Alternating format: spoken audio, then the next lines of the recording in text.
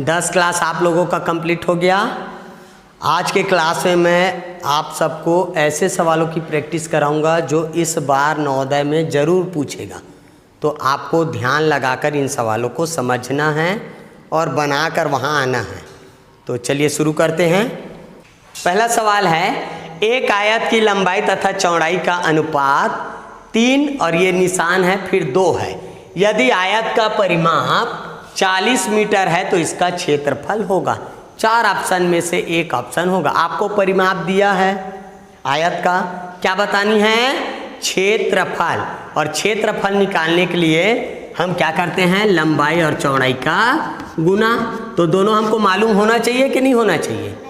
इस सवाल में हमको मालूम है क्या? नहीं है।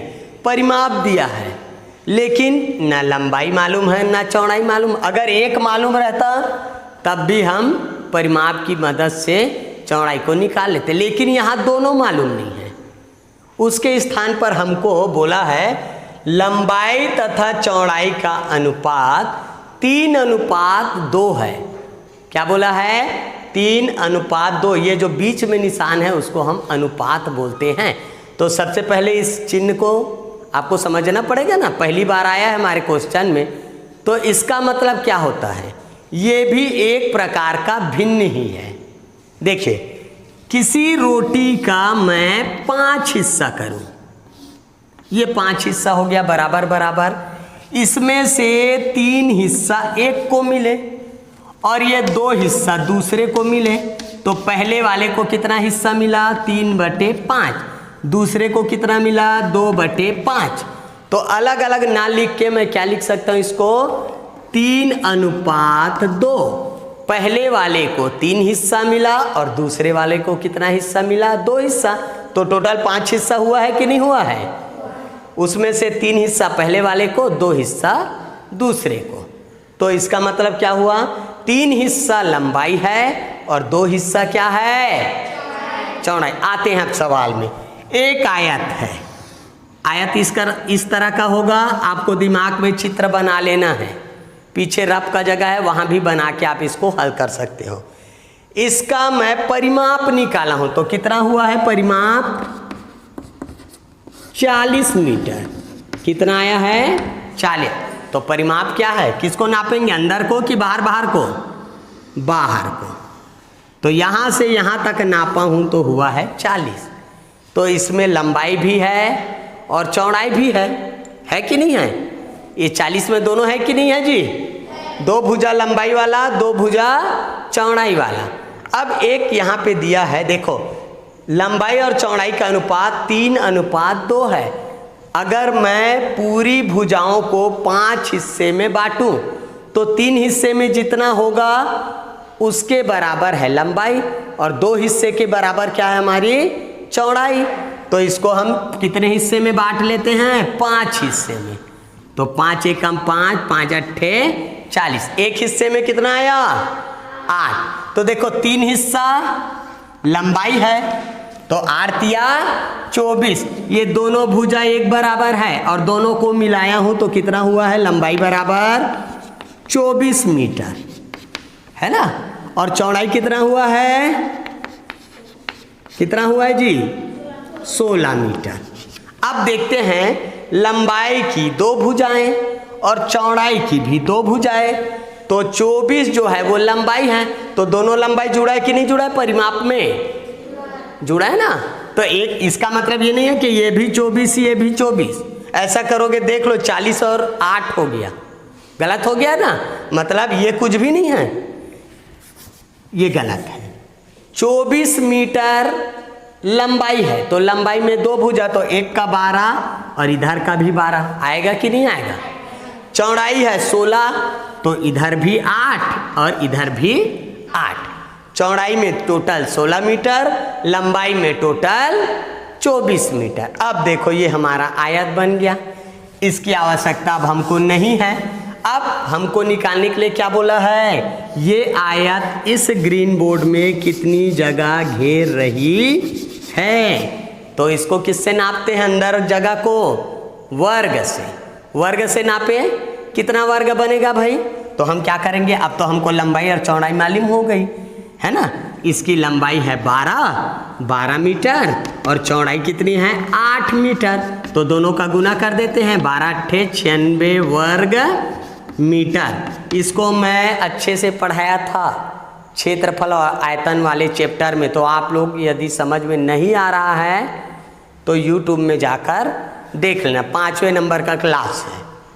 समझ में आया? कितना आएगा जी? क्षेत्रफल 96 वर्ग मीटर। ये हो सकता है क्या? ये हो सकता है क्या? आए 2 ठो 96 है, 96 मीटर और 96 वर्ग मीटर। तो क्षेत्रफल को क्या टेप से नापते हैं क्या?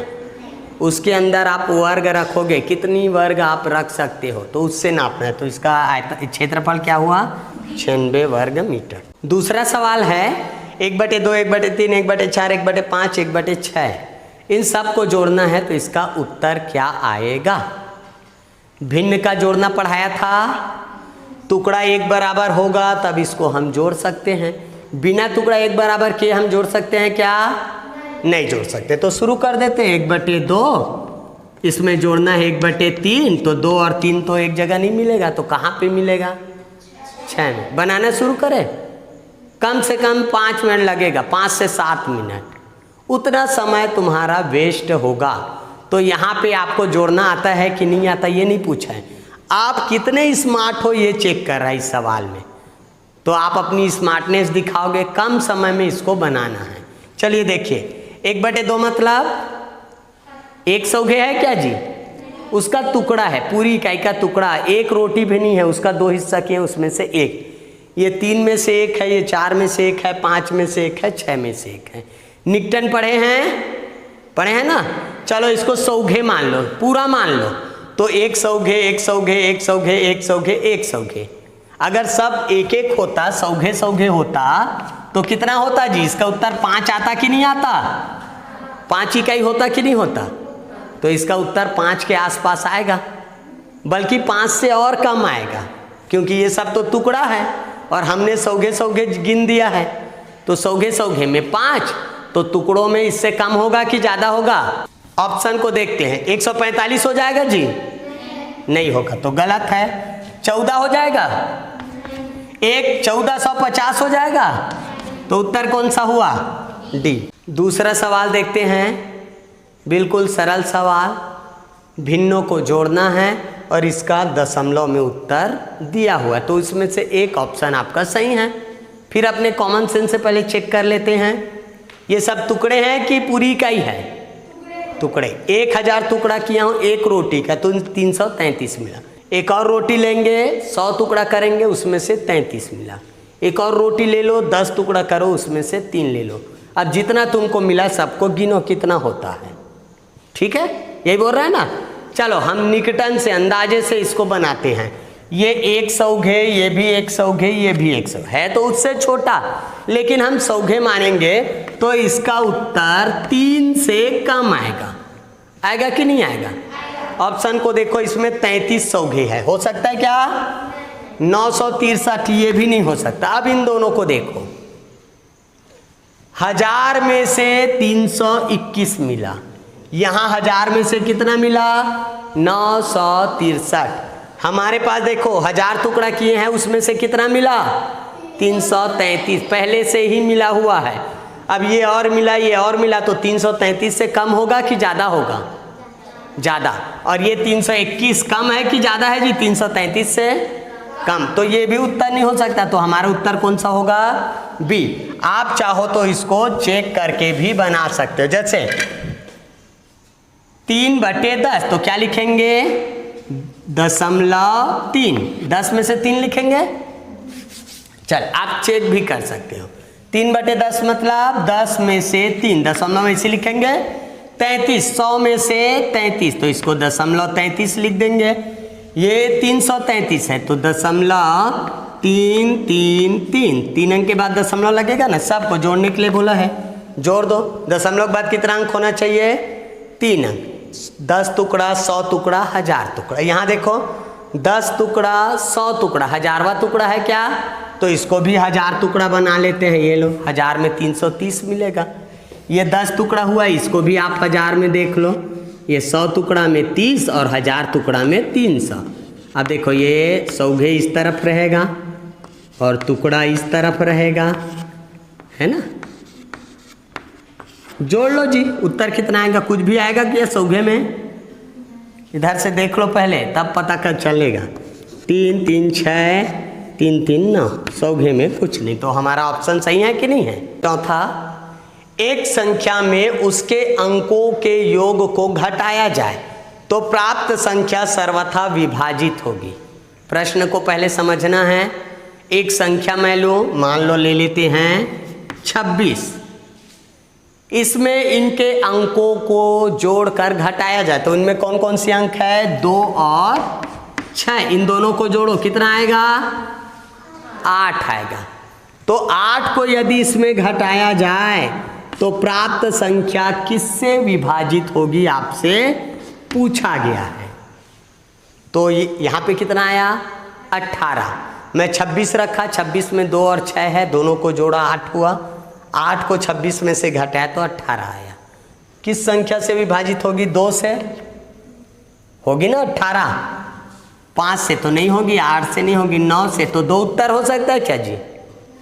तो कोई एक और अंक चेक कर लो। हम ले लेते हैं, चलो 100। 100 में कितने अंक? 3 अंक। 1 0 0, तो 1 0 और 0 को जोड़ेंगे तो उत्तर आएगा 1। इस 1 को घटा दो, कितना आया? 99। किससे भाग जाएगा? 2 से कि 9 से? 9 से। तो इसका उत्तर क्या हुआ? ये भी गलत हो गया। और कोई भी संख्या, चलो मैं 15 ले लेता हूँ, कितना आया? 1 + 5, है ना। तो कितना हो गया? 6। 15 में 6 कम करेंगे, कितना आएगा? 9। तो 9 किससे भाग जाएगा? 9 से। उत्तर सही है कि नहीं है? चले 5वां सवाल देखते हैं। n कोई प्राकृत संख्या है तो इसकी पूर्ववर्ती व परवर्ती संख्या होगी। n कोई प्राकृत संख्या। अब प्राकृत संख्या मतलब क्या होता है? गिनती। गिनती 1 से लेके अनंत तक गिनती जो हम गिनते हैं उन्हीं को बोला जाता है प्राकृत संख्या। जैसे पेड़, पहाड़, पर्वत सब प्रकृति के अंदर है ना, कब से इस दुनिया में है हमको मालूम नहीं है। वैसे गिनती कब से इस दुनिया में है हमको मालूम नहीं है। तो उन संख्याओं को हम कौन सी संख्या बोलते हैं? प्राकृत संख्या। नेचुरल नंबर, और नेचुरल है, शुरू से है, तो इसलिए उसको किससे दिखा रहे हैं? n से। अब n के जगह आप कोई भी संख्या लिख कर रख लो। गिनती में कोई भी संख्या तुमको मालूम है कि नहीं है? जैसे हम लेते हैं 10। अब बोला है इसकी पूर्ववर्ती व परवर्ती संख्या क्या होगी? पूर्व मतलब पहले। तो गिनती सबको आता है कि नहीं आता जी? 10 के पहले कौन सी संख्या? 9 के पहले कौन सी संख्या? 8 के पहले कौन सी संख्या? 7। 7 के पहले 6। ऐसे इधर चलता है, ये सब इसके पहले। अब इधर देखो, 10 के बाद 11, 11 के बाद 12, 12 के बाद 13, 13 के बाद। अब कोई भी संख्या देखो, यदि मैं 11 को लूं तो एक संख्या इसके पहले है और एक संख्या इसके बाद है, बीच में ये है। मैं लूं 7 को तो एक संख्या इसके पहले है, एक संख्या इसके बाद है। तो जो संख्या किसी संख्या के जस्ट पहले हो, जस्ट उसके सामने हो, सामने में तो बहुत सारी संख्याएं हैं, लेकिन जस्ट इसके जस्ट कौन सी संख्या है पहले, तो उसको बोलते हैं पूर्ववर्ती संख्या। और इसके तुरंत बाद जो संख्या है वो कहलाएगी परवर्ती संख्या। अब मान लो हम देखते हैं, इसको देखते हैं, इनको मिटा देते हैं ना। चलिए 7 को देखते हैं। 7 के पहले गिनती में कौन सी संख्या होगी?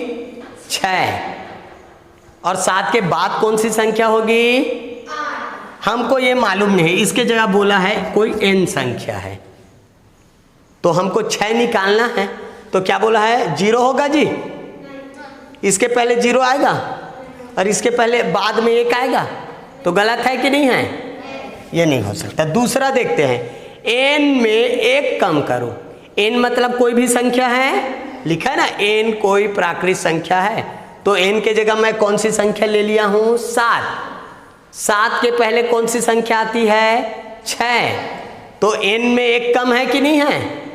n यदि 7 है तो इसमें यदि 1 कम करूं तो कौन सी संख्या मिलेगी मुझे?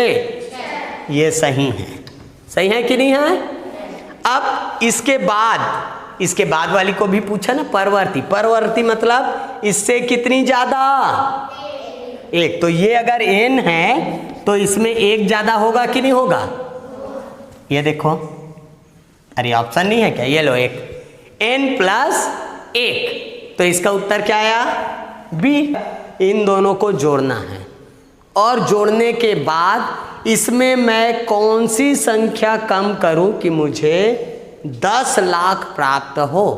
तो कौन सी संख्या कम करेंगे? ऑप्शन में से है कि नहीं है? इसमें से एक संख्या कम करोगे तो उत्तर इतना आएगा। तो दोनों को पहले जोड़ लेते हैं। 8,93,645 और 6,35,489, दोनों का पहले क्या करने के लिए बोला है? जोड़ करने के लिए। उसके बाद ये जोड़ ले, फिर एक एक को घटा घटा के देखे, करे वैसे समय कितना लगेगा? बहुत समय। तो हमको जल्दी से इसको चेक कर लेना है। चले जोड़ देते हैं। 9 में 5 जोड़ो 14, 14 का हासिल, बस उसको रहन दो। इकाई में 4, इकाई में 4 आएगा। अब इसका उत्तर, इसमें मैं कौन सी संख्या कम करूं कि उत्तर क्या आना चाहिए? इतना आना चाहिए, 0 0 0 0 0 1, 10 लाख आनी चाहिए। अब तो एकदम सरल हो गया। इसके इकाई में क्या होनी चाहिए? इन दोनों को जोड़ेंगे तो इकाई में 4 आएगा। तो 4 में मुझे कौन सी संख्या घटानी होगी कि उत्तर 0 आए? 4। आखिरी को देखो, इकाई में क्या है? तो 4 में 4 कम करेंगे तो 0। यहाँ आप कितने स्मार्ट हो चेक कर रहा है। ठीक है, तो ऐसे सवालों को आसानी से बना लेना। डी इसका उत्तर है। 7वां नंबर का सवाल है, कमला एक दिन में 225 रुपया कमाती है। यदि वह फरवरी 2020 में पूरे माह काम करी तो उसे कितने रुपये मिलेंगे? ऑप्शन आपके पास 4 है। बिल्कुल सरल सवाल, 5वीं लेवल का। एक दिन में कितने रुपए कमाती है? 225। तो फरवरी में कितने दिन होता है भाई? पूरे माह भर काम करे तो फरवरी में कितने दिन? 28 दिन। 28 दिन होता है ना। लेकिन यहाँ पे क्या लिखा है? 2020। और आपको याद होगा फरवरी जो है वो हर चौथे साल 29 दिन का होता है। मालूम है कि नहीं है? जब कैलेंडर बना तो 1 साल, 2 साल, 3 साल, 4 साल ऐसे करते करते आज 2021 साल चल रहा है ना। एक साल में होता है 365 दिन और 6 घंटे। कितने घंटे? 6।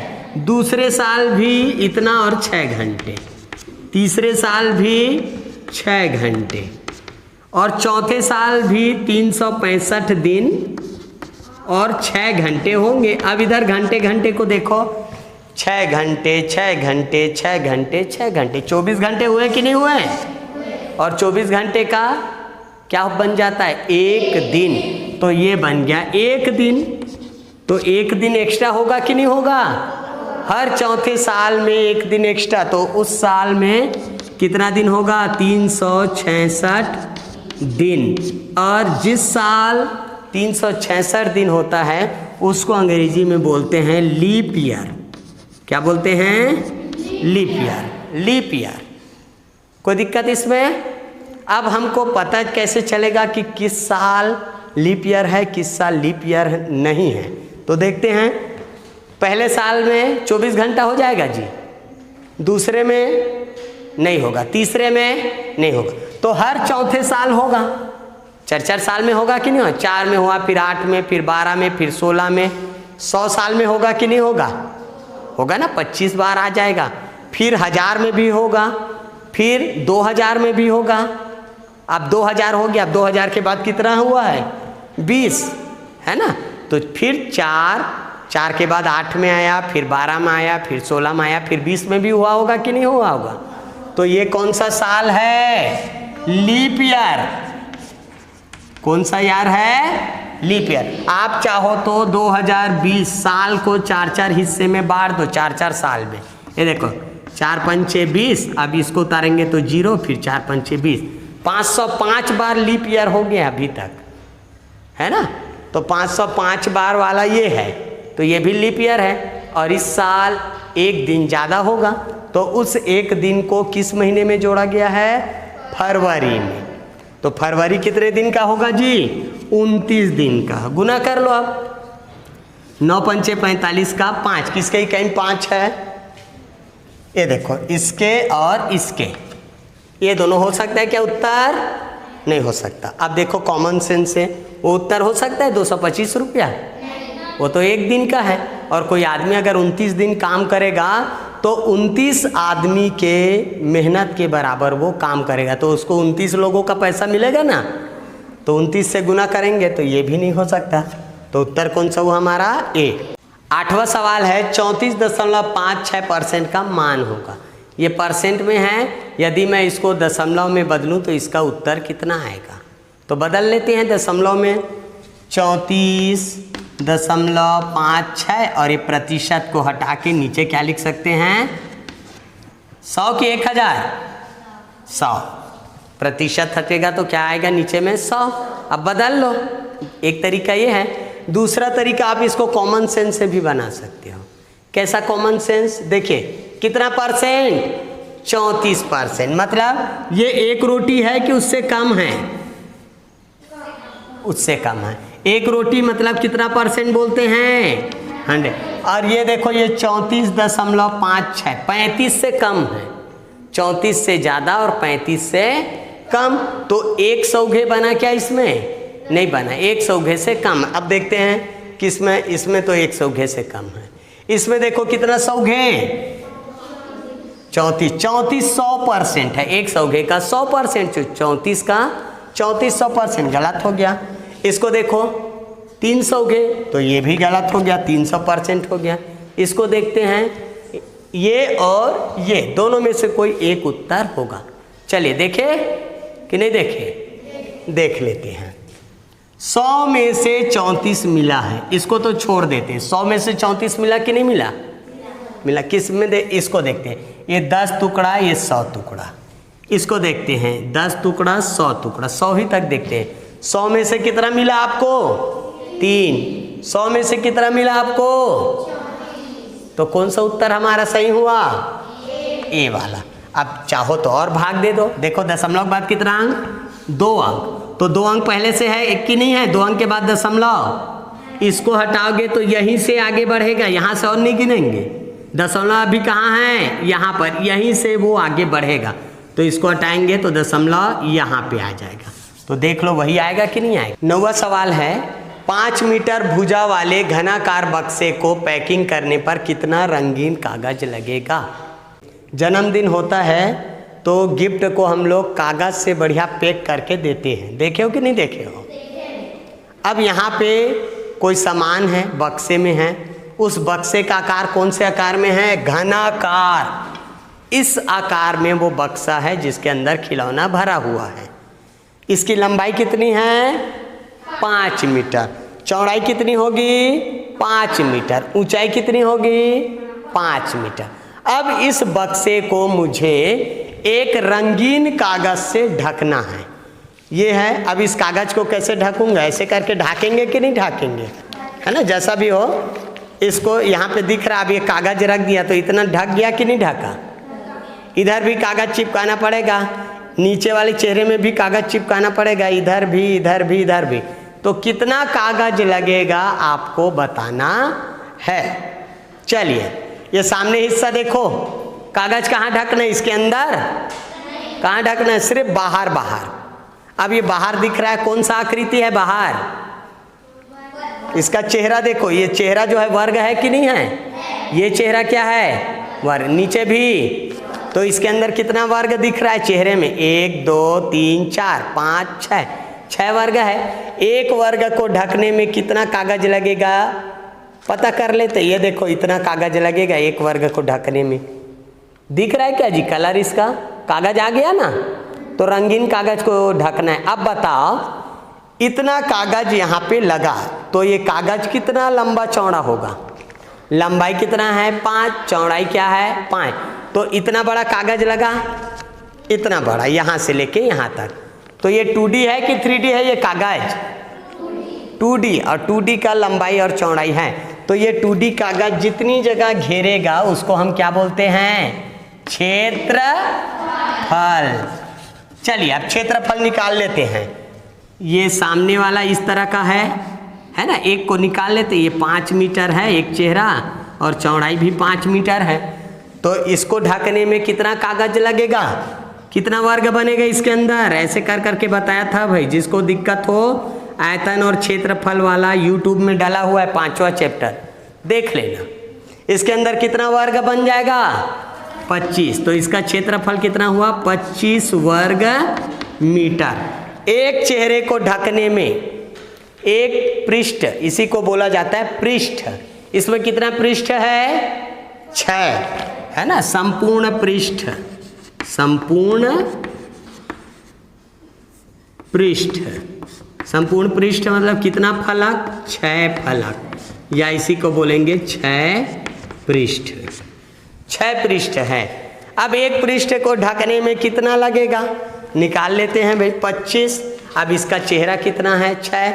इधर ढकूंगा 25 वर्ग मीटर, इधर 25 मीटर, 25 वर्ग मीटर, 25 वर्ग मीटर, 25 वर्ग मीटर। तो 6 चेहरे को ढकने में कितना लगेगा जी? 25 छक्के 150 वर्ग मीटर। तो उत्तर कौन सा हुआ? 10वां सवाल देखते हैं। एक रेलगाड़ी 90 किलोमीटर प्रति घंटा की चाल से 20 सेकेंड में स्टेशन पर खड़े राजू को पार कर जाती है। कितने सेकेंड में राजू को पार कर जाती है? अगर ये रेलवे ट्रैक है और यहाँ पे ये राजू खड़ा हुआ है, तो इस राजू को पार करने में कितना समय लेती है? 20 सेकेंड का, 20 सेकेंड का समय लेती है। अगर ये रेलगाड़ी है तो रेलगाड़ी ऐसे जाएगी और 20 सेकेंड में राजू को पार कर जाएगी। तो 20 सेकेंड में ये रेलगाड़ी पार की है तो उतना ही इसकी लंबाई होगी कि नहीं होगी? तो कितनी होगी हमको निकालना है। ये 20 सेकेंड में कितनी दूरी तय करेगी। चलिए इसका रफ्तार किस में दिया है? घंटे में। 1 घंटे में ये कितनी दूरी जाएगी हमको मालूम है। अगर ये रेलगाड़ी 1 घंटे चली तो 90 किलोमीटर दूर चली जाएगी। स्पीड है कि नहीं है? लेकिन पूछा किस में है स्पीड? 20 सेकेंड। 20 सेकेंड बस चलेगी और राजू को पार कर जाएगी। तो 20 सेकेंड में अपने आप को पार करेगी ना, तो उसकी लंबाई कितनी होगी हमको बताना है। चाल दिया है घंटे में, पूछा है सेकेंड में। तो इसके रफ्तार को हम चाहे तो मिनट में बदल ले, चाहे तो सेकेंड में बदल ले। तो किस में बदलना है? सेकेंड में। चलिए कैसे लिखेंगे? 90 किलोमीटर जाने में समय कितना लगता है? 1 घंटा। अगर इसको मैं 2 करूंगा तो ये 180 हो जाएगा कि नहीं हो जाएगा? और इधर 2 घंटा। तो यहाँ पर हमको घंटे का नहीं पूछा 2 घंटे में कितनी दूरी जाएगा, हमसे पूछा है 20 सेकंड में ये कितनी दूरी जाएगा। अब देखते हैं, ये घंटा है, हम चाहे तो इसको मिनट में बदल ले। 1 घंटा मतलब कितना मिनट? इसको काट के मैं यहाँ पे 60 मिनट लिख दूँ। गलत है कि सही है जी? अभी भी 1 घंटा है कि नहीं है? 1 घंटे में कितनी दूरी जा रही है? 90 किलोमीटर। चलो 1 मिनट का निकाल लेंगे। ये देखो ऐसे काटेंगे तो 6 मिनट अगर ये रेलगाड़ी चले तो 9 किलोमीटर की दूरी ये तय कर जाएगी। हमसे मिनट का पूछा है क्या? नहीं। तो फिर सेकेंड में बदल लेते हैं। 1 मिनट में कितना सेकेंड? 60। तो 60 मिनट में कितना होगा? 60 से गुना कर देंगे तो 6 छक्के 3600 सेकेंड। ऊपर कितना सेकेंड आ गया? मीटर किलोमीटर है, कितना सेकेंड आ गया? 3600 सेकेंड। अब देखते हैं, समय है सेकेंड में और दूरी है किलोमीटर में। 1 सेकेंड में अगर वो 1 किलोमीटर जाएगी तो 3600 किलोमीटर जाती है 1 घंटे में। लेकिन ये मात्र 90 गई है, तो 1 सेकेंड में किलोमीटर में जाएगी कि किलोमीटर से कम मीटर में जाएगी? मीटर में जाएगी ना, तो इसको मीटर में बोल लेते हैं। 1 किलो बताया था, किलो मतलब 1000, 1000। तो 90 किलो मतलब 90,000 होगा कि नहीं होगा? ये किलो को हटा के इसके जगह में 1000 लिख देता। ये 90,000 हो गया। 90,000 मीटर जाने में उसको 3600 सेकेंड का समय लगता है। अब छोटा कर देते हैं। 360 सेकेंड जाने में 9000, 36 सेकेंड में 900 मीटर की दूरी वो जाएगी। हमें 36 का पूछा है क्या, 20 का पूछा है। चलिए फिर से चेक कर लेते हैं, दोनों किसके पहाड़े में आएगा जी, किसके पहाड़े में आएगा, 9 के। इसको थोड़ा सा मैं ऑप्शन को चेंज कर देता हूँ, 9 के। 9 चौक 36, 9 एकम 9, 9 शून्यम शून्य, 9 शून्यम शून्य। 4 सेकेंड में कितनी दूरी, 100। 4 सेकेंड का पता चल गया। हम चाहे तो 1 सेकेंड का भी निकाल सकते हैं, इसका 4 हिस्सा कर सकते हैं ना, कर दो। 1 सेकेंड, 4 एकम 4, 4 दूनी 8, बच गया 2, 4 पंचे 20। अब रफ्तार क्या हो गई, 25 मीटर प्रति सेकेंड। 1 सेकेंड में ये 25 मीटर की दूरी जाएगी, 1 सेकेंड में 25 मीटर। तो ये रेलगाड़ी कितने समय तक चली है, 20 सेकेंड। तो इस 1 सेकेंड को 20 बनाना पड़ेगा ना, बनाना पड़ेगा कि नहीं बनाना पड़ेगा। चलो 25 को 20 से गुना कर दो, ये लो ये 20 सेकेंड कर दिए इसको, तो ऊपर भी 20 बार जाएगी कि नहीं जाएगी, 25 गुना 20 तो कितना हो गया जी, 500 मीटर। तो हमारा ऑप्शन कौन सा हुआ, सी। 11वां सवाल है, इस सवाल को आपको हल करना है और इसका एक उत्तर बताना है। बहुत कठिन सवाल है, दशमलव से रिलेटेड है। बटे मतलब भाग भी होता है कि नहीं होता जी, है ना। 6/2, इसका मतलब क्या होता है, 6 को मैं 2 जगह बांट भी सकता हूँ। तो 2 एकम 2, 2 तिया 6, इसका उत्तर 3 आएगा कि नहीं आएगा। तो बटे मतलब बांटना होता है, इसको बांटना है इससे, इसको बांटना है इससे, और दोनों को जोड़कर उत्तर बताना है। तो दशमलव में गुना करने पर दशमलव जुड़ जाता है, और भाग करने पर दशमलव घटता है कि बढ़ता है, घटता है। चलिए देखते हैं, ये ऐसा लिखा है, इसको भाग देना है 0.04 से, इसमें जोड़ना है 0.04 को भाग देना है 0.4 से। अच्छा दिख रहा है कि नहीं दिख रहा है। चलो भाग है तो दशमलव घटेगा, इधर दशमलव के बाद कितना अंक, 1, इधर कितना अंक, 1 में 2 घटाएंगे तो कितने अंक के बाद दशमलव लगाएंगे, गड़बड़ है कि नहीं है। इधर देखो दशमलव के बाद कितना अंक, 2, इधर दशमलव के बाद कितना अंक, 1, तो 2 में से 1 अंक के बाद उत्तर लगाएंगे। अच्छा है, आसान है ये वाला, है कि नहीं है। लेकिन इधर वाला थोड़ा सा गड़बड़ है, तब इसको कैसे बनाओगे, पहले भी ऐसे सवालों को मैं बता चुका हूँ। फिर भी देखिए, दशमलव के बाद इधर कितना अंक, 1 अंक। आप चाहो तो इसको 2 अंक भी बना सकते हो। 10 में से 4 है, अगर मैं 100 टुकड़ा करूं तो उसमें से मुझे 40 मिलेगा कि नहीं मिलेगा। दशमलव पढ़ाया था तो इसको बताया था मैं। अब देखो दशमलव के बाद कितना अंक हो गया, 2 अंक। अब 2 में 2 घटाएंगे तो कुछ बचेगा क्या, नहीं, मतलब दशमलव को हटा देना। चलो हटा देते हैं। इधर कितना बचा, इधर कितना बचा, 4। तो 40 को 4 लोगों में बांटेंगे कितना आएगा जी, 10 आएगा, आएगा। इधर 2 अंक के बाद दशमलव, इधर 1 अंक के बाद दशमलव, है कि नहीं है। ऐसा कम करने से अच्छा इधर भी घर लगा दो ना, एक ठो, ये लो 2 हो गया। अब दशमलव को लगाना क्या, कहीं पर नहीं लगाना, दशमलव हटा दो, ये लो क्या बन गया, इधर 4 और इधर 40। तो इसको मैं ऐसे लिख सकता हूँ कि नहीं लिख सकता जी। 40 में से मुझे 4 मिला, तो 4 एकम 4, 4 दहाम 40, तो 1/10 हुआ कि नहीं हुआ। तो 10 सौघे और 1/10, 1/10 मतलब 10 में से 1, तो 10 सौघे और 1/10 किस में है, 1 बन गया। आप चाहो तो इसको यहीं पर भी बना सकते थे, कोई दिक्कत नहीं था, ये सब करने की जरूरत नहीं है। यहीं पर देखो, ये लो 2 अंक, इधर भी 2 अंक, ये हट गया, ये हट गया, क्या बचा इधर, ये इस तरह का लिखा है। दोनों का मतलब सेम ही होगा। 4 एकम 4, 4 दहाम 40, 4 एकम 4, 4 दहाम 40, 10 सही 1/10, या इसी को क्या बोल सकते हैं, 10.1 हो गया उत्तर। 12वां सवाल है, ऋण 2 और इसके ऊपर में 7 लिखा है, इसका मान क्या होगा? इसका मतलब समझते हो? इसको बोलते हैं घात। अगर किसी संख्या के ऊपर में 7 लिखा है, इसका मतलब इसका तुम 7 बार गुना किए हो। अगर 5 है, इसके ऊपर में से 2 लिखा है, इसका मतलब क्या है? 5 को 2 बार गुना के रूप में लिखना। अगर 4 लिखा है तो 4 बार गुना के रूप में लिखना, इसको बोलते हैं घात। अब यहाँ पे ऋण 2 का 7 बार गुना करना है, ऐसा बोला है, तो इसका उत्तर क्या आएगा आपसे पूछा गया है। हो गया 7 बार। चलिए अब बताएंगे इसका उत्तर क्या होगा। गुना कर लेते हैं संख्या का। 2 दूनी 4 दूनी 8 दूनी 16 दूनी 32 दूनी 64 दूनी 128। 128 उत्तर आएगा।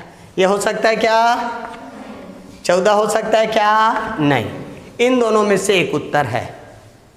एक में कुछ नहीं है, एक में ऋण है। अब इसका उत्तर क्या आएगा? गुना कर रहे हैं, संख्या का गुना करना हमको आता है, लेकिन इधर ऋण चिन्ह है, इधर ऋण चिन्ह है, इसका गुना करना भी हमको आना चाहिए, चिन्ह का गुणा। तो देखते हैं चिन्ह का गुणा कैसे होता है। संख्याओं के बारे में आपको मालूम है, मान लो ये 0 है तो इस तरफ 1, इस तरफ 2, इस तरफ 3, इस तरफ 4, 5, 6 और ये 7। ये सभी धनात्मक संख्या, धनात्मक है, धन वाली है। इसको आप ऐसे दिखा सकते हो। 3 रुपया तो ये लो 3 कुर्सी दिखा सकते हो, 3 बॉटल दिखा सकते हैं, 100 रुपया दिखा सकते हो, 1 अरब दिखा सकते हो कोई चीज़ है तो। उसके बाद 0 मतलब कुछ भी नहीं है, और कोई संख्या 0 से भी छोटी हो सकती है तो उसको हम ऋण में दिखाते हैं। ऋण 1, ऋण 2, ऋण 3, ऋण 4, ऋण 5। इसको तुम दिखा सकते हो क्या जी? ऋण 1 को दिखाओ, नहीं दिखा सकते, सिर्फ कल्पना बस कर सकते हैं, है ना। और कल्पना कर लो कि तुम्हारा 1 रुपया उधारी है, तुम गए दुकान 10 रुपया लेकर और कॉपी खरीदना है कितने का? 15 का। तो दुकान वाले को बोलोगे 10 रुपया रख लो भैया, एकदम ज़रूरी है, आप मुझे 1 कॉपी दे दो, मैं आपको बचा हुआ पैसा कल दे दूंगी। तो 10 रुपया रखा, आपको कॉपी कितने का मिल गया? 15 का। तो उधारी हुआ कि नहीं हुआ? हुआ। तो उसी उधारी को हम ऋण के रूप में शो कर सकते हैं। तो ये आपका ऋण 5 रुपया उधारी होगा। आप इसको 5 रुपया दोगे तब आप 0 में पहुंचोगे, ठीक है। तो ये 5 से कम है। अब यहाँ पे संख्या का गुणा तो आपको आता है, अब चिन्हों का भी गुणा देख लेते हैं। चलिए, 2 धन है कि ऋण है? 2 धन और 3 धन, तो धन और धन का गुना करेंगे तो धन 6 आया कि नहीं आया? इसके आगे में कुछ नहीं है, मतलब धन वाला। तो देखो धन और धन का गुना किया कितना आया? धन। अब ऋण का गुना करके देख ले। ऋण 2 गुना 3, इसका मतलब क्या है? ऋण 2 को 3 बार जोड़ना। गुना का मतलब वही होता है ना, 2 उधारी, फिर 2 उधारी, फिर 2 उधारी। तो उत्तर कितना हो गया? कितना हो गया उत्तर? 6 उधारी। तो उत्तर क्या आ गया? ऋण 6। तो एक तरफ ऋण एक तरफ धन, तो इसका उत्तर क्या आया? ऋण 6। देखो अलग अलग चिन्ह है तो उत्तर क्या आया? ऋण। एक जैसा चिन्ह है तो उत्तर क्या आया? धन। इसको पलट कर देख लेते हैं। इधर मैं धन कर देता हूं और इधर ऋण 2 कर देता हूं। 3 को ऋण 2 बार जोड़ना है। देखो 2 को 3 बार जोड़ना था तो सीधा सीधा ऐसे जोड़ दिया, ये 1 2, ये 2 2 और ये 3 2। तो सामने तरफ जोड़े, धन था तो। लेकिन ऋण तरफ जोड़ना है, 3 को कितने बार जोड़ना है? 2 बार। किस ओर जोड़ना है? ऋण की ओर। ये देखो, ये 1 बार में ऋण 3 और 2 बार में क्या आ जाएगा? ऋण 6। तो इसका उत्तर भी ऋण 6 आया कि नहीं आया? एक तरफ धन एक तरफ ऋण, उत्तर क्या आया? ऋण। एक तरफ धन एक तरफ धन। अब देखते हैं ऋण और ऋण का। ऋण और ऋण का क्या होगा? ऋण 2 गुना ऋण 2। ऋण 2 को 2 बार जोड़ना है। किस तरफ? ऋण 2 की तरफ। अब इसके लिए थोड़ा सा गड़बड़, ये खुद ही ऋण है ना। अगर ये धन होता इसका मतलब ऋण 2 को मैं 2 बार जोड़ता, तो किस ओर चला, इधर धन है तो ऋण की ओर चला कि नहीं चला। ऋण 2 को 2 बार जोड़ना है, तो ऋण 2 1 बार, ऋण 2 2 बार। लेकिन यहां क्या बोला है, ऋण 2 को ऋण 2 बार जोड़ना है। धन 2 था तो इस ओर आए, अब ऋण 2 है तो इसका अपोजिट होगा कि नहीं होगा, उल्टा साइड। इसका मतलब हम 2 बार ऋण 2 को जोड़े हैं उल्टा तरफ, तो ऋण के उल्टे तरफ जोड़ेंगे तो क्या आ गया, 4 आ गया। और 4 क्या है, धन 4। तो देखो एक जैसे चिन्ह का गुना किए तो धन आया, ये दे, और अलग अलग चिन्ह का गुना करेंगे तो ऋण आएगा। अब इस सवाल पे फोकस करते हैं। चलिए इन दोनों का पहले गुना करेंगे। गुना करो, इधर ऋण, क्या बन गया, धन। 2 दूनी 4, इसका काम खत्म। अब इन दोनों का गुना करेंगे, इधर धन इधर ऋण, तो क्या है उत्तर, ऋण, और 4 दूनी 8, इसका भी काम खत्म। इधर ऋण, तो उत्तर क्या आया, धन 16। अब धन और ऋण, ऋण 32, फिर ऋण और ऋण, धन 64, फिर धन और ऋण, ऋण 128। तो हमारा उत्तर कौन सा हुआ, बी। अगर जोड़ी बन रहा है तो धन आएगा, और जोड़ी नहीं बना तो क्या आएगा, ऋण। 13 नंबर का सवाल है, 2 क्रमागत सम संख्याओं का HCF होगा महत्तम समापवर्तक, ऐसी बड़ी से बड़ी संख्या जो दोनों को बांट सके। तो कौन सी संख्या होगी हमको देखना है। 2 क्रमागत, यहाँ पे एक शब्द आया क्रमागत। क्रमागत मतलब होता है सीरियल लाइन से आने वाली संख्या है।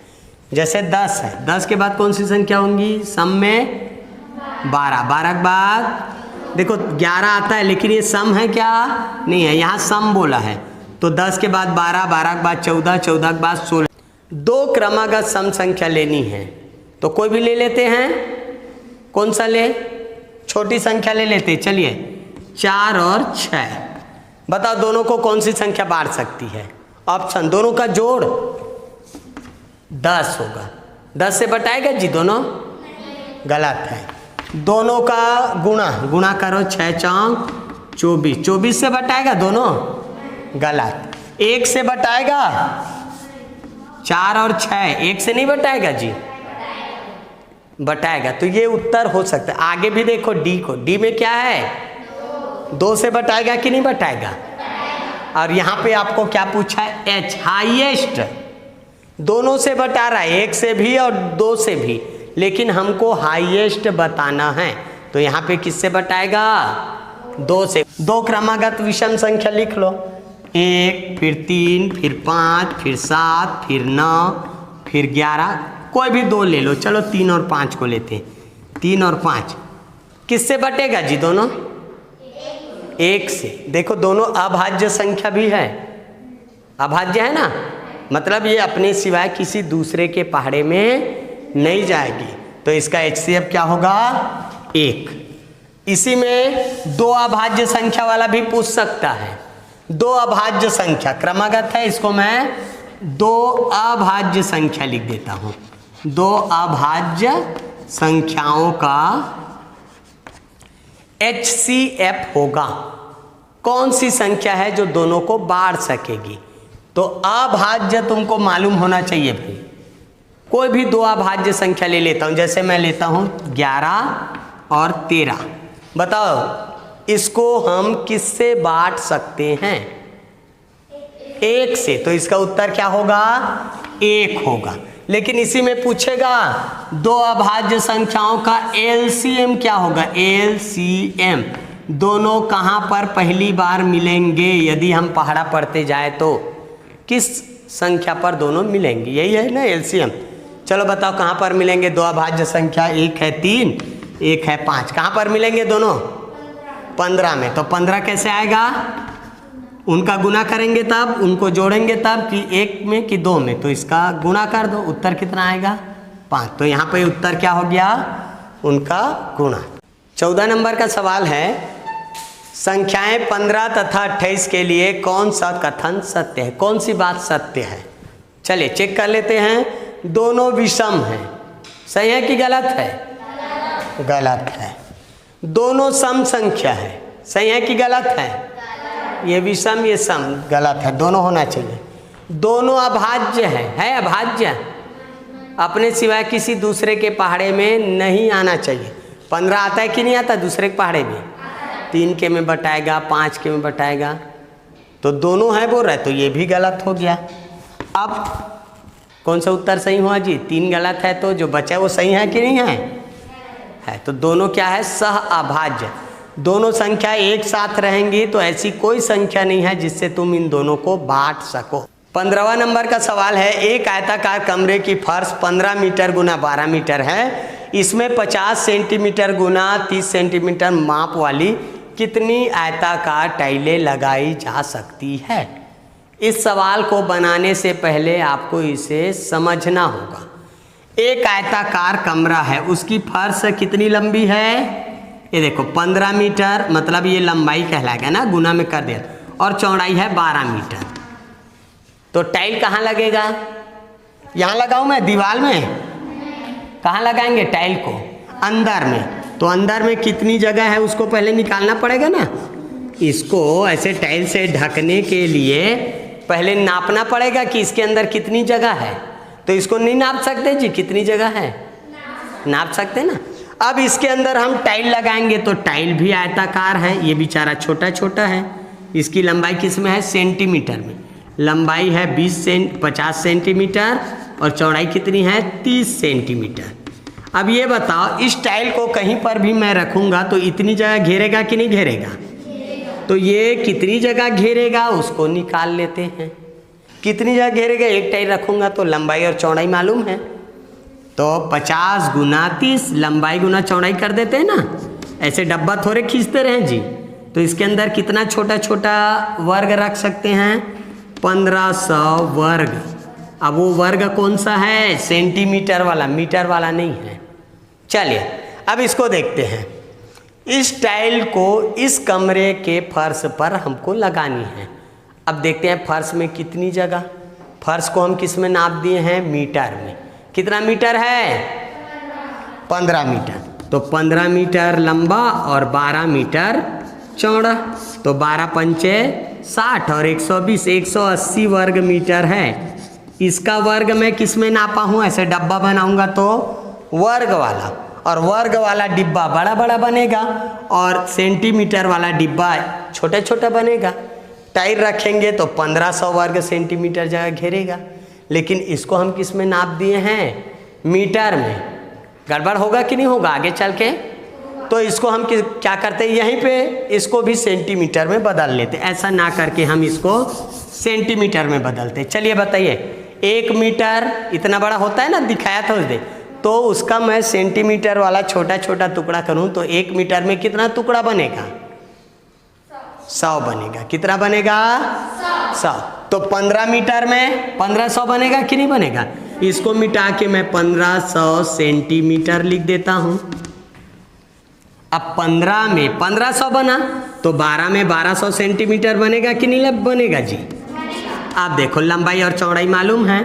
लंबाई है 1500 सेंटीमीटर और चौड़ाई है 1200 सेंटीमीटर। दोनों का गुना कर लो। इसके अंदर इतना बड़ा बड़ा कितना ठो डब्बा रखने की जगह है पता चल जाएगा। 12 और 5 का गुना कर, चलो गुना करते हैं। 12 पंचे 60 है ना, 12 पंचे 60 का 0 हासिल 6, 12 कम 12 और 6 18। इसका और इसका गुना किया तो 180 आया। इधर 2 शून्य, इधर 2 शून्य। वर्ग सेंटीमीटर।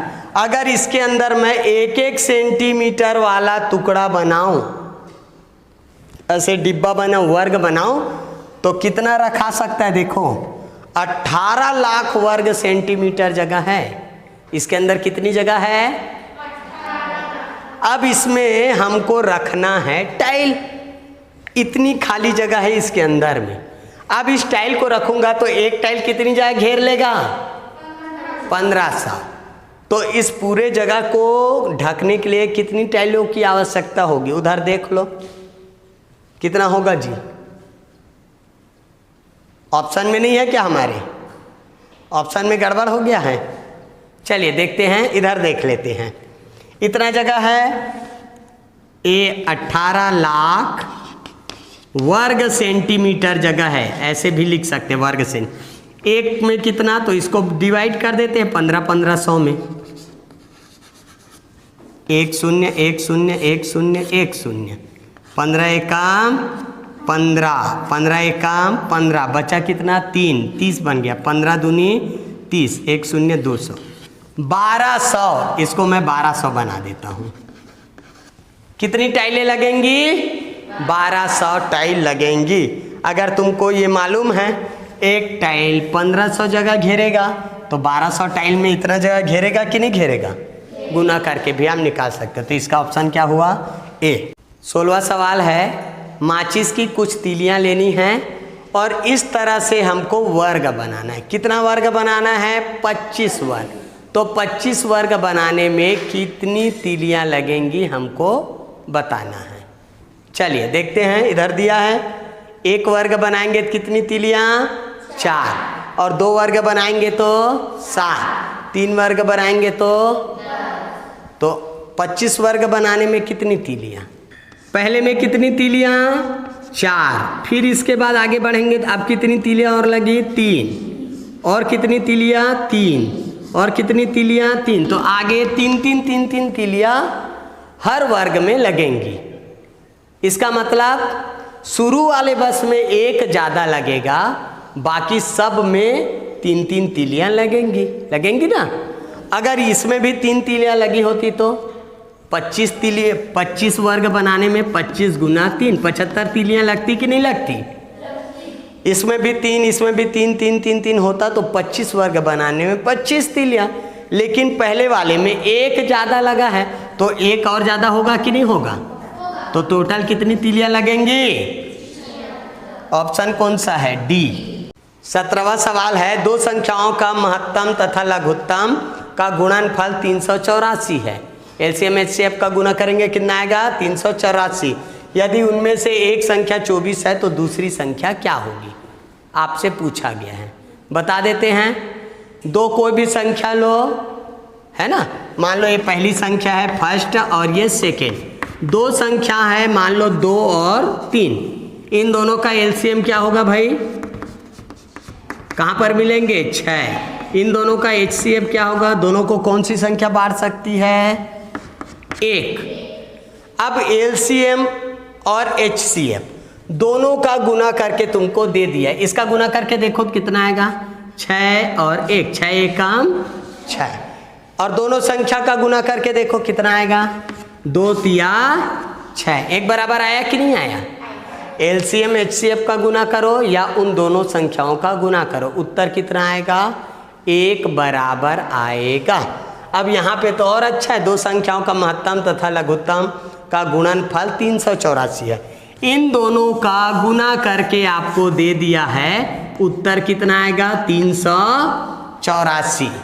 इधर क्या बोला है? यदि उनमें से एक संख्या 24 है, 2 नहीं है भाई, ये तो हम चेक करने के लिए। पहली संख्या 24 है तो दूसरी संख्या कौन सी होगी? कहाँ पर है दूसरी संख्या? ऑप्शन में। चले, इन दोनों का गुना किया हूँ तो 384 आया, तो इन दोनों का गुना करेंगे तब भी 384 आएगा कि नहीं आएगा? आएगा। किससे गुना करेंगे? तो इकाई में 4 आएगा, सिखाया था ना। 18 करो, ये 8 और 4, 8 चौक 32, ज़्यादा हो जाएगा ना, गलत है। 16 का रखो, 6 चौक 24, इकाई में 4 आया, हो सकता है। आगे भी देख लो, 32, 2 चौक 8, हो सकता है क्या? नहीं। 6 को करके देखो, 6 चौक 24, इसमें भी 24 आया, और 6 दूनी 12 और 2 14, 144 आ रहा है इसमें। तो 6 होगा कि 16 होगा जी? इसका उत्तर 16 होगा। 18 नंबर का सवाल है, 30 रुपये में 1 दर्जन केले बेचने पर 5 रुपये का लाभ होता है तो उसे कितने प्रतिशत का लाभ हुआ? एकदम सरल सवाल है, सोच के बताओ कितना प्रतिशत लाभ हुआ होगा? 20%, सही है। कैसे हुआ होगा 20%?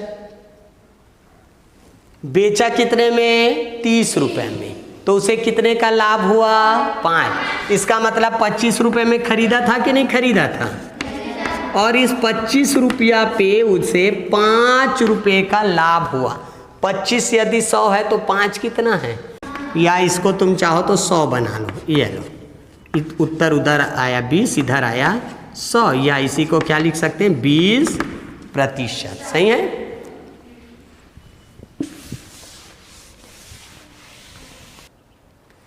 उन्नीसवां सवाल है, एक पुस्तक में कुल पन्नों का 1/5 भाग सोमवार को पढ़ा, शेष का 1/3 भाग मंगलवार को पढ़ा। यदि अभी पुस्तक में 80 पन्ने पढ़ने के लिए बचे हैं तो पुस्तक में कुल कितने पन्ने थे? हमको मालूम है क्या कुल कितने पन्ने थे? कहाँ पर है कुल कितने पन्ने थे?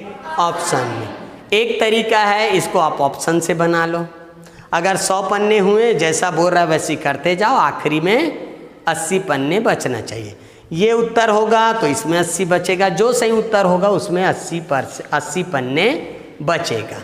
दूसरा तरीका है, उस पुस्तक में कुल कितने पन्ने थे हमको मालूम नहीं है। मान लो उस पुस्तक में कुल मिलाकर पन्ने जो है वो इतने थे, हमको मालूम नहीं है। पहले दिन मैं कितना पुस्तक पढ़ा? 1/5 भाग, तो इसका मैं 5 हिस्सा कर देता हूँ। कितना हिस्सा पढ़ा हूँगा मैं? इतना। 1/5 पढ़ा तो बचा कितना जी? 4/5 बचा है। इतना बचा है कि नहीं बचा है? ये बचा है। अब क्या बोल रहा है? 4/5 बचा है, इसका 1/3 भाग में मंगलवार को पढ़ा, तो इसका 1/3 भाग पढ़ा ना, इसी का जो शेष बच गया ना, इसका यदि मैं 3 हिस्सा करूं तो इतने हिस्से के बराबर मैं मंगलवार को पढ़ा हूं। निकाल लेते हैं, चले निकाल लेते हैं। का की जगह गुना, 4 एकम 4, 4/15। इतना मैं मंगलवार को पढ़ा, इतना मैं सोमवार को पढ़ा। दोनों दिन मिलाकर कितना पढ़ लिया जी? तो दोनों को मिलाना पड़ेगा कि नहीं मिलाना पड़ेगा? मिला देते हैं। ये देखो, इधर टुकड़ा 15, इधर टुकड़ा 5, जुड़ सकता है क्या? तो इसको भी 15 बना लेते हैं। क्या बोलेंगे इसको? 3/15 सोमवार को पढ़ा और 4/15 मैं मंगलवार को पढ़ा, तो कितना पढ़ लिए? 7/15। तो बचा कितना है जी?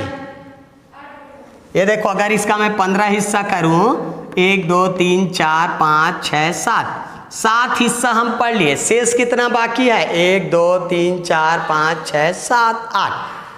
बचा कितना है? 8/15। और 8/15 मतलब कितने पन्ने हो रहे हैं? 80 पन्ने। मतलब इन 8 हिस्सों में 80 पन्ने बचे हैं। तो एक हिस्सा में कितना पन्ना आएगा जी? 10 आएगा कि नहीं आएगा? अब बताओ, इस पुस्तक का मैं कितना टुकड़ा किया था? 15 किया था कि नहीं किया था? 7 हिस्सा पढ़ लिए हैं, 8 हिस्सा बाकी है, तो टोटल 15 हिस्सा। एक हिस्से में 10, तो 15 हिस्सा में कितना आएगा? 100 आएगा? गलत। 120 आएगा? गलत। 150 सही है कि नहीं है? तो इसका उत्तर क्या हुआ? 150। तो एक यात्री गाड़ी की चाल 80 किलोमीटर प्रति घंटा है। यात्री वाला मतलब लोगों को बैठाकर चलने वाली रेलगाड़ी, उसकी रफ्तार कितनी है? 80 किलोमीटर प्रति घंटा। रेलवे स्टेशन से एक मालगाड़ी के जाने के 6 घंटे बाद चलती है तथा 4 घंटों में मालगाड़ी से आगे हो जाती है, तो मालगाड़ी की चाल कितनी है? क्या बोल रहा है? एक रेलवे स्टेशन है, मान लो ये रायपुर है, रायपुर स्टेशन है कि नहीं है? रेलवे स्टेशन वहाँ। यहाँ से एक मालगाड़ी के जाने के 6 घंटे के बाद, मतलब मालगाड़ी को गए 6 घंटा हो गया, यहाँ से एक मालगाड़ी निकली है। कितने घंटे हो गए मालगाड़ी को निकले? 6 घंटे मालगाड़ी को हो गया। मालगाड़ी निकली है 6 घंटे पहले। ये लो, पहले लिख देता हूँ। 6 घंटे पहले निकली है। कौन निकली है? मालगाड़ी। अब यहाँ से एक दूसरे ट्रैक पर कौन सी गाड़ी निकली है? यात्री गाड़ी। यात्री गाड़ी ये कहीं गई, एक ही दिशा में दोनों जा रहे हैं। ये 6 घंटा पहले रायपुर से निकल गई है। कितना समय हो गया इसको निकले? 6 घंटा। अगर 1 बजे निकली होगी तो 7 बज गया होगा घड़ी में। तो ये 1 बजे निकली और ये निकल रही है 7 बजे, क्योंकि वो 6 घंटा पहले निकली है ना। तो अगर ये 1 बजे निकली है तो 6 घंटे बाद ये रेलगाड़ी निकली तो 7 बजे निकली होगी कि नहीं निकली होगी? अब इसकी रफ्तार तेज है। किस रफ्तार से जा रही है? 80 किलोमीटर प्रति घंटा। अब मालगाड़ी, उसमें सामान आप लाद दो, क्या बहुत तेज गति से चला पाओगे? लेकिन यात्री गाड़ी में वजन कितना होगा आदमी का? कम होगा ना। एक डिब्बे में मान लो 100 आदमी, तो 100 आदमी का वजन कितना होगा? और यदि उस पूरे डिब्बे में आप अनाज को भर दो, कितना वजन होगा अनाज? तो यात्री गाड़ी तेजी से चलती है, मालगाड़ी धीरे धीरे। तो यात्री गाड़ी यहाँ से निकली दन दन दन दन चलते हुए कहीं, और 4 घंटे में इसको पार कर गई। किसको पार कर गई? मालगाड़ी को। इसका मतलब देखो, मान लो ये 1 बजे निकली, 1 बजे निकली तो ये रेलगाड़ी कितने बजे निकली? 7 बजे, 6 घंटे बाद ना। अब 1 घंटे चली, पार हो गई क्या 1 घंटे में? तो कितना बज गया होगा घड़ी में? 8। फिर 1 घंटा घड़ी में 9, फिर 1 घंटा घड़ी में 10, फिर 1 घंटा घड़ी में 11 बजे। 4 घंटे के बाद मान लो 7 बजे निकली तो 11 बजे इस मालगाड़ी से ये पार हो गई। ठीक है। अब ये बताओ 80 के रफ्तार से ये चली है, कितने घंटे तक चली है? तो कितनी दूरी गई होगी यात्री गाड़ी? 80 1 घंटे में, तो 4 घंटे में कितनी दूरी? 320 किलोमीटर। तो ये भी तो 320 किलोमीटर गई है कि नहीं गई है? 320 किलोमीटर ये भी गई है मालगाड़ी। इसको समय लगा 4 घंटा। अब बताओ इसको कितना समय लगा होगा? देखो 7 बजे 1 बजे ये निकली है, 1 बजे ये कितने बजे निकली?